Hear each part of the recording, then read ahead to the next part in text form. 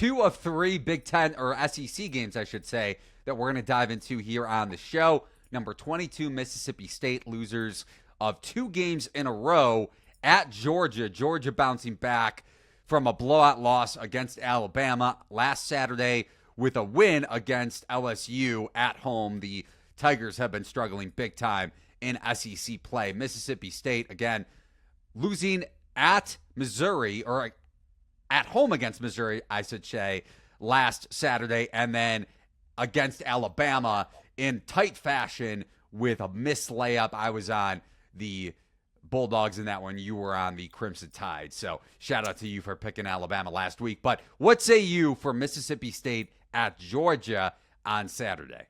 Bulldogs, for sure. Back-to-back losses. Yeah, Alabama's one thing, but Missouri was an expected win, Eli. This is a team that does well, and not just an expected win, nearly an expected cover, and they got trounced.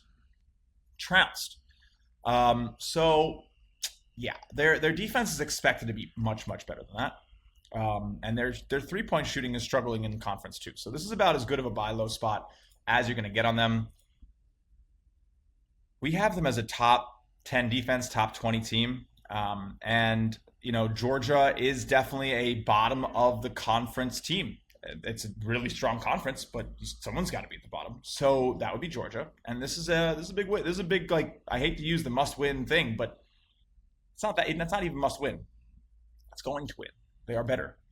And this is probably a spot against Georgia, against the team that has done really well with shot selection. But guess what? Everyone's hitting everything against them. They're not hitting anything against anyone. And they're getting absolutely lucky on defense, which has turned into a few unexpected wins. So they lost Alabama, they were expected to win. They beat South Carolina, expected to lose. And they beat Oklahoma, expected to lose. So a little bit lucky, expected to be 14-9, not 16-7. So decent differential. High turnover rate on defense, or on offense, sorry. Give me the dogs. The Bulldogs, not the Bulldogs. Oh, boy. Right. Some Bulldogs are going to win this game. There you go. 100% guarantee rate. Bulldogs are going to cover. I'm with you there. So Mississippi State, 11th in turnover percentage in SEC play among SEC teams. Georgia, 13th. So both teams turn the ball over a lot. Georgia's transition defense has been pretty good, I will say, but this one to me is going to boil down to, can Mississippi State get those live ball turnovers and leak out? Because 3-point percentage-wise, Mississippi State 14th in conference play, Georgia 16th. As you said, shot making, not really a thing for the Bulldogs this season. One of their best shooters, Blue Kane, has really struggled. He's gotten it going a little bit, but he's regressed in a negative sense from deep this year. I do agree with you. This is a good buy low spot on Mississippi State. I'm hoping the market bets this one down to maybe Georgia -1. So in Mississippi State's, or I should say to Mississippi State -1. So maybe the market comes in on the home team in the Bulldogs in this spot. But yeah, I'll be looking to back the road Bulldogs with you, Justin, here. I think Josh Hubbard is able to bounce back in a big way. If you look over his just in his last game, because he had a huge. Yeah, right. He had a huge game against Alabama. Had a good, efficiency-wise, he was very good against Missouri. 36 minutes, 24 points, 6 threes. Does that continue if you go back to the overtime win against South Carolina? 2 of 6 from 2, 2 of 9 from 3. The game before that against Tennessee on the road, 4 of 12 from 3. So good last couple games from deep, struggling in the 2 games before that. Really, the 3 games before that, because the overtime win against Mississippi, Ole Miss, 1 of 9 from 2, 1 of 4 from 3. I guess he continues this pretty efficient stretch over the last 2 against Missouri and Alabama. I agree with you. Bounce back spot for Mississippi State, and hopefully the market comes in on Georgia, because I'll be looking to back the road dogs in this spot. Bounce back, buy low. I feel like bounce back, people say bounce back a lot and they mean buy low. I do that a lot. That's what it is. A bounce back insinuates that you're betting on them because they lost.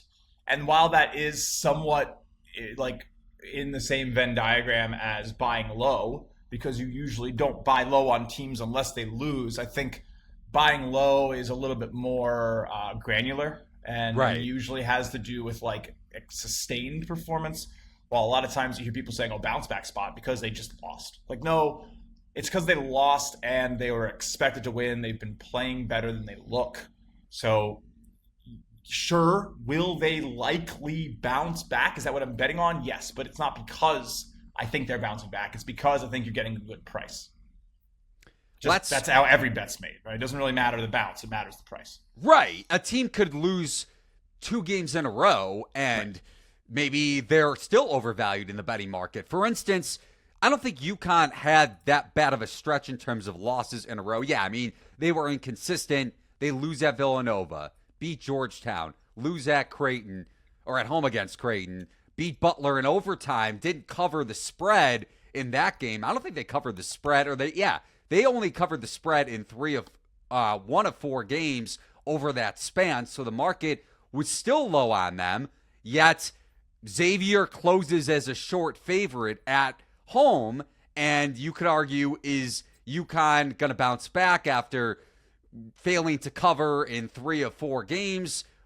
Not a great stretch for them, and they still fail to cover the market's expectations at Xavier. So just an example, and we hit on that game. We were on the Musketeers a couple weeks ago. Just an example of maybe not a team on a losing streak, but a team that's struggling to cover the number, covering the market's expectations, yet they continue to do so even when the market is lower on them. Sometimes the barrel isn't low enough for a team as good as UConn, according to the market, maybe still going to struggle just because of an injury to a guy as important as Liam McNeely is to the UConn Huskies, as we touched on earlier in the show.